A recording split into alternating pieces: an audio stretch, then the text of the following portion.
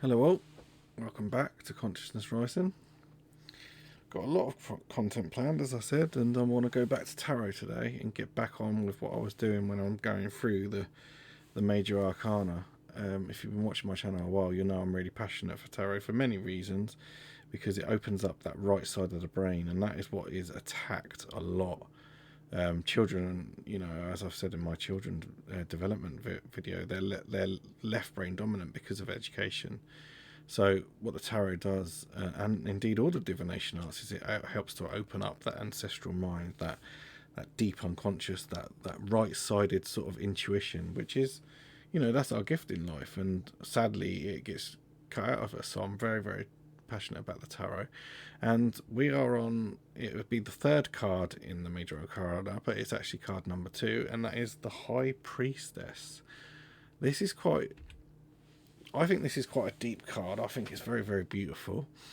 Obviously, there's a lot to take in here with the symbology.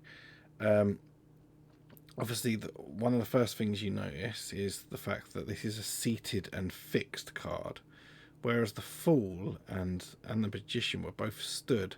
The Fool was sort of like very sort of, blasé sort of walk in. The Magician was very stood, very firm, as a conductor of the higher and the lower, but she is very fixed, and I do think that she's like a keeper of the portal. I think this is very much a portals card.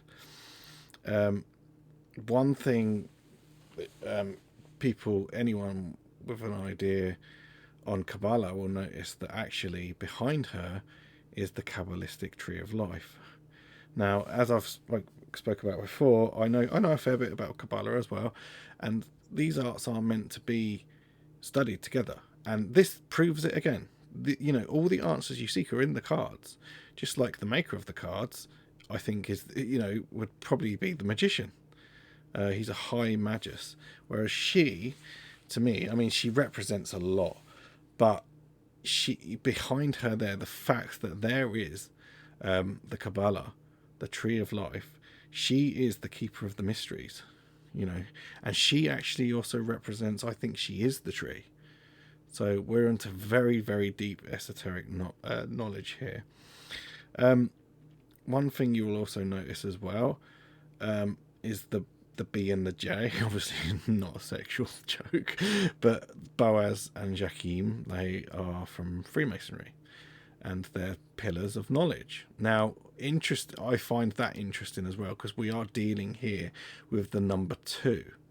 Now, as I say, numerology is very important as well, and we are now in the realms of duality, and that, to me, is very, very key with this card, because you've got the two towers there, the pillars, sorry, I should say, of Boaz and Jachim, and she is the number 2.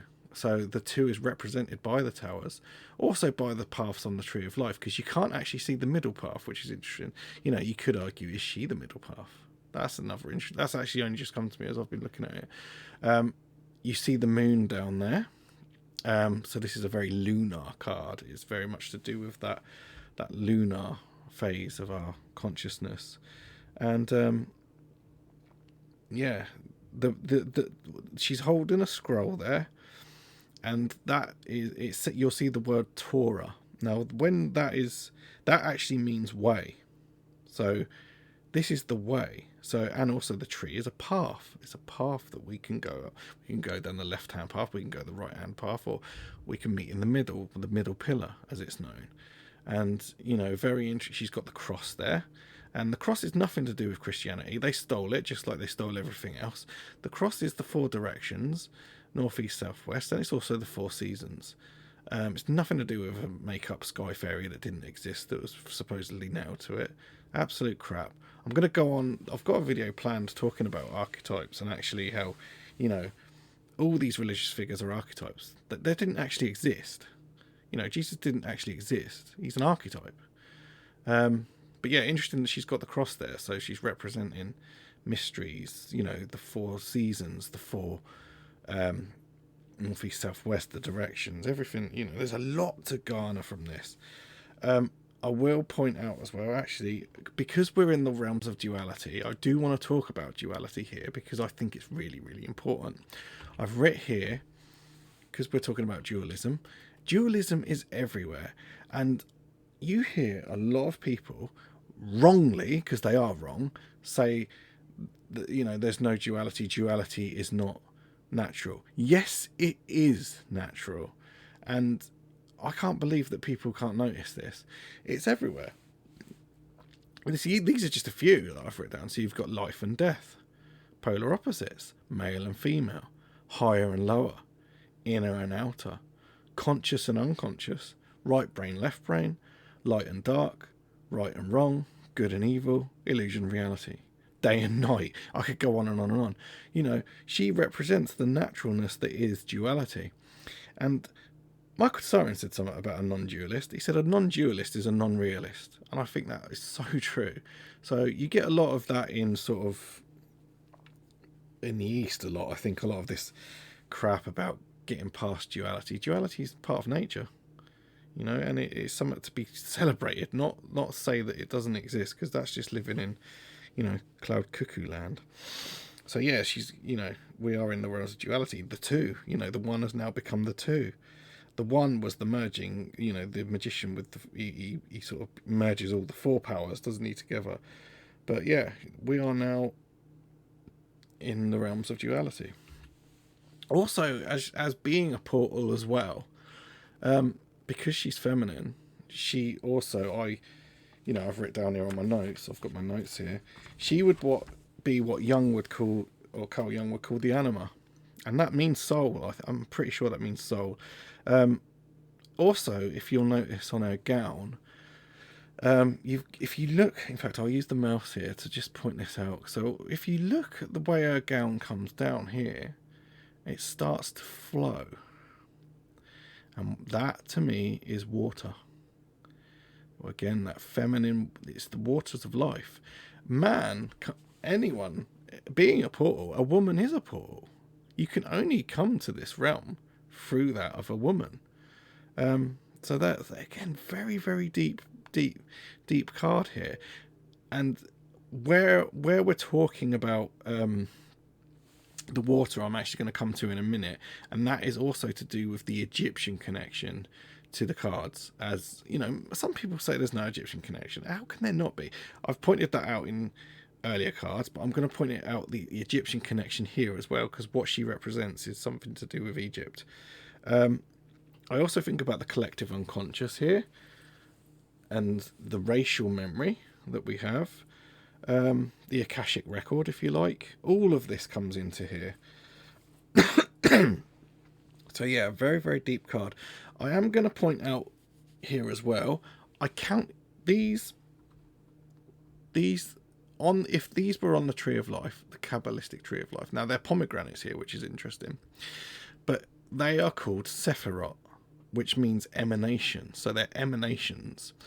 And I will go a bit more deeply into Kabbalah, but I have got a slide, I think, here as to what they represent.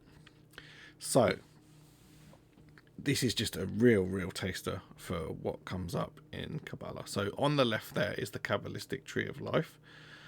And, I want to point out, the first thing I want to point out here, and I might have to go backwards, is that this is Darth. And it's not actually an emanation.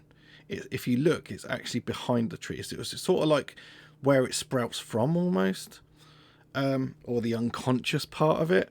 Now, when I was here and I was counting the Sephiroth that you can see in the card, you got 1, 2, 3, 4, 5, 6, 7 on view and one odd one. So I thought that was really key, because actually in this slide, which I've managed to get, there is 7 visible planets to a human being. There are 7 planets that we can actually see with our eyes, and they relate to certain Sephiroth on the Tree of Life. So I really wanted to point that out there, because this slide, I think, is powerful. So if you look there, so interesting, isn't it, that actually the heart chakra, they're the 7 chakras on the right, and on the left you've got the Tree of Life and where they correlate to. Now, Earth is actually the heart chakra. That is why there's so much green on Earth. Green is also the colour of love. And that's why this bastard's made money green, by the way. Because they want you to confuse love with money, which is no such, it's not the same thing. True love has nothing to do with money. However, Earth is the heart chakra. I find that really, really fascinating. But again, I'm gonna do Kabbalah separately because it is quite a deep subject, and I just wanted to just sort of touch on that there. But going back to her here then, so obviously I've said that she's lunar, and I've also said that you've got this flowing water down here. She represents, and I completely do think this, she represents the Nile. Because you've got this Egyptian theme here coming up. And so that, I've put together there, the flowing waters of the Nile. She is the way. There's something very, very interesting about Egypt and how it ties in here. And as I showed you in The Magician, the Egyptian connections are just there. You just got to know where to look. And she is the Nile. She represents the Nile, but she is also Isis. And I really do believe that because it's all there. The symbolism is all there. So if it comes up in a reading, you want to look at duality in your life. You want to look at mysteries.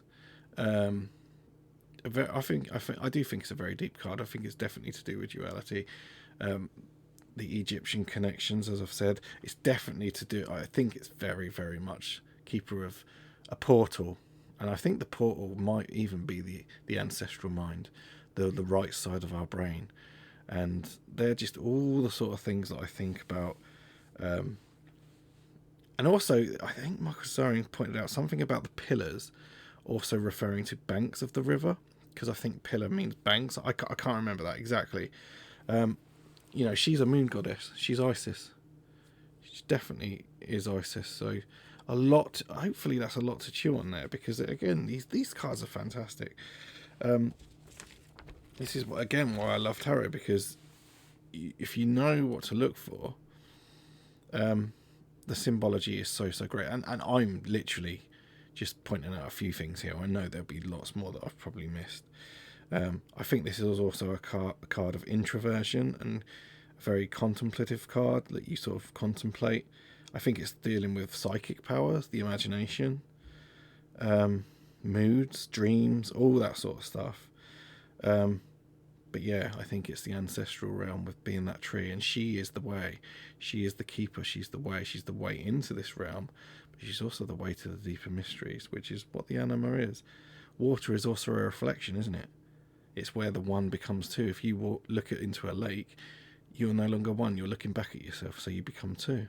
Again, there's the symbology. There's the numerology as well. So, yeah, I hope you enjoying these videos. I've got loads to do yet. Just finding the time. I'm gonna eventually also be doing the runes. I've become very, very interested in runes as well, and sort of Norse paganism. But I think my next video might even be on psychiatry. I've got a video on psychiatry and talking about how evil and dangerous it is. I think it's really important for people to know. It's going to be a very important presentation, actually. I'll keep going with the tarot series. So the next will be the Empress card. So staying with the feminine a bit there, but will be the Empress card. I've also got a movie breakdown analysis of the Joker movie.